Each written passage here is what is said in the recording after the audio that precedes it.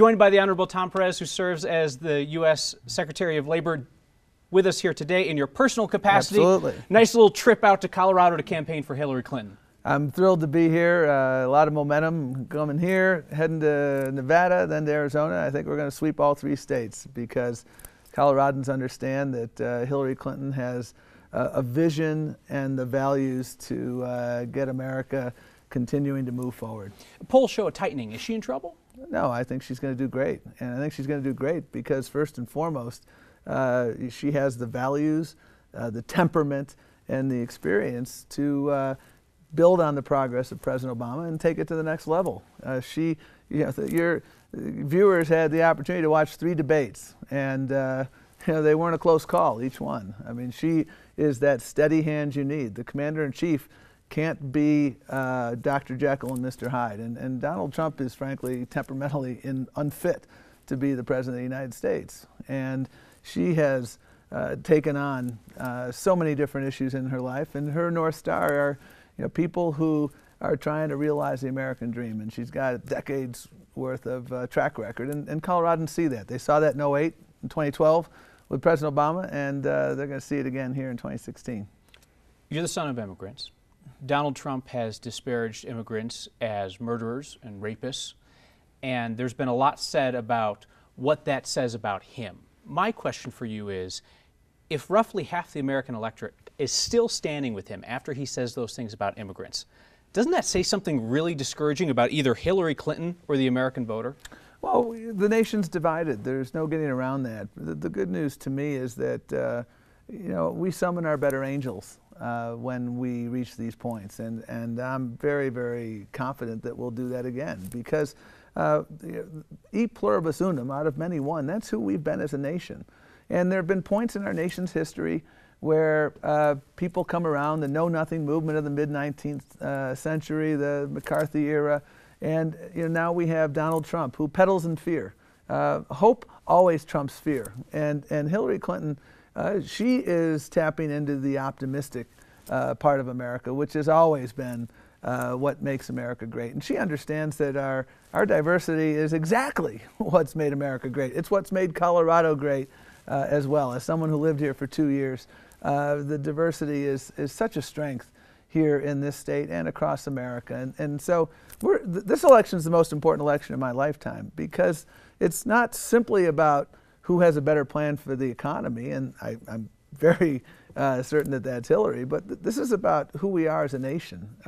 Are we indeed a nation that comes together? Are we a nation that builds walls, or are we a nation that builds bridges? And Hillary is someone who understands that we're stronger together.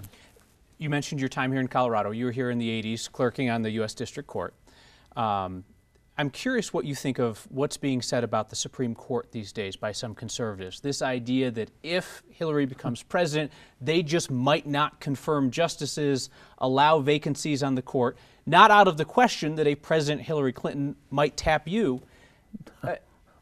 What do you think about that idea? If it's legally allowable, why not? Well, I mean, when the opening came up earlier this year, the statement of the Republicans who immediately opposed having the president be able to put someone forward and have a vote on that was, oh, we need to wait till the election. Now that they're about to lose the election, now it's, well, we may wait.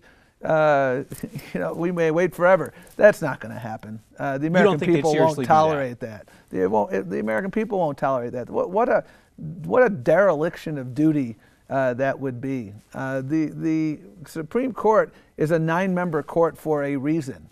We have been stuck on critical issues involving immigration, critical issues involving the rights of labor organizing, because it's 4-4.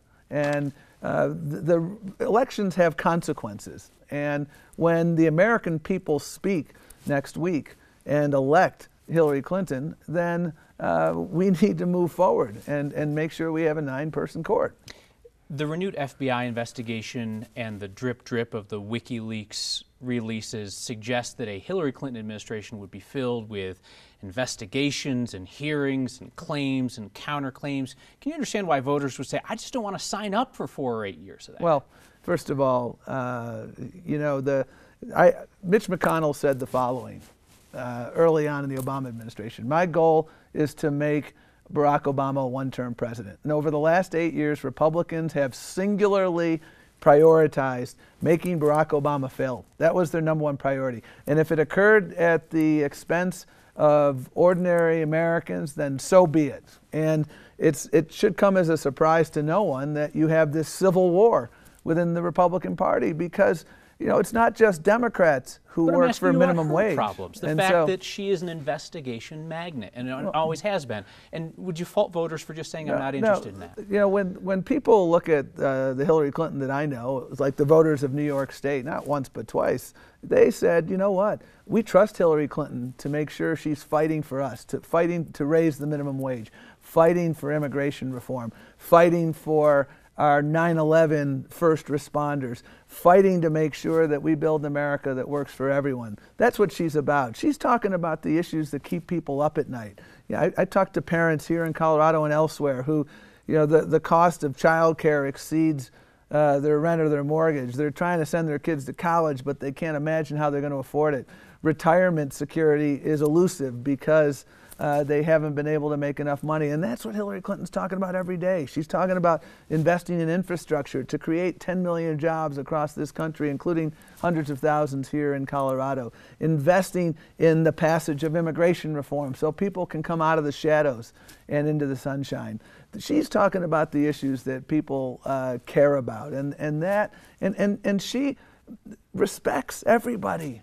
This notion that you can denigrate veterans, you can denigrate prisoners of war, you denigrate people with disabilities, you denigrate women, you denigrate immigrants. That's conduct unbecoming not just a president, but anyone. Last question for you. Hillary Clinton has talked about moving away from the fossil fuel energies of today, moving toward wind, toward solar. In Colorado, the energy sector is huge. What happens, practically speaking, on the western slope when those coal mines go out of business? What happens in Weld County when oil and natural gas production dry up? What is her vision for how these towns and communities will continue to function? Well, Hillary Clinton's strategy is an all-zip code strategy. She's been very clear in the issue of fracking, for instance, that she respects the decisions of local communities. She's not calling for anything other than respect for those basic decisions. She wants to make sure that we have an energy economy that is robust, so that we have a clean energy economy. We have opportunities across every community and every sector. I grew up in Buffalo, New York. The plants in my youth are now replaced by solar panel manufacturing facilities. There are a lot of tough years in between. But we have to make sure that we're ahead of the curve, and that's what she wants to do. She has her investments in infrastructure, investments in broadband, so that every community, whether you're rural or urban or suburban, can have access to the internet, so that you can use that as an economic engine, regardless of whether you're in Rifle, Colorado, or whether you're right here in Denver. Tom Perez, taking a break from your day job to appear on behalf of the Hillary Clinton campaign. Thank you for your time. Pleasure to be with you.